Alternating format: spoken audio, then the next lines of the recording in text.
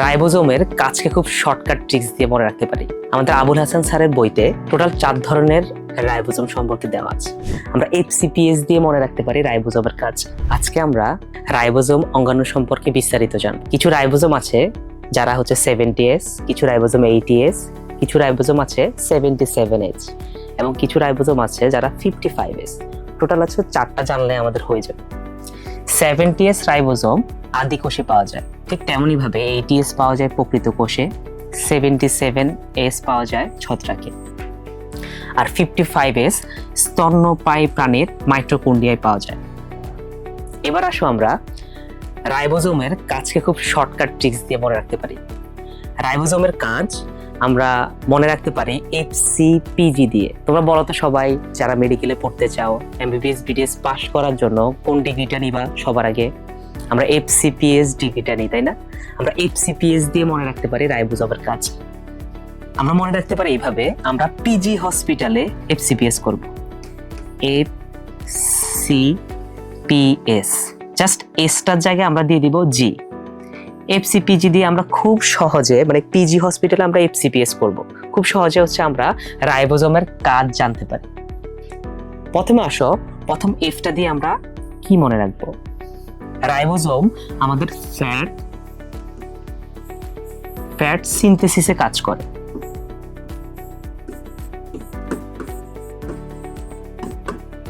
Fat synthesis করে। এরপরে আসি সি দিয়ে। রাইবোজোম আমাদের সাইটোক্রোম তৈরি করে। সাইটোক্রোম উৎপন্ন করে।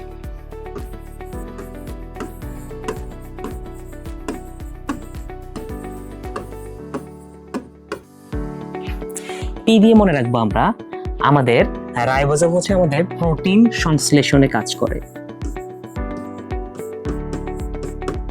প্রোটিন সংশ্লেষণে কাজ করে।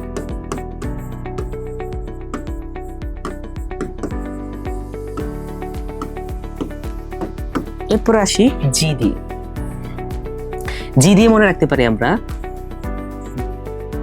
গ্লুকোজ ফসফোরাইলেশনে কাজ করে। ফসফোরাইলেশন করে।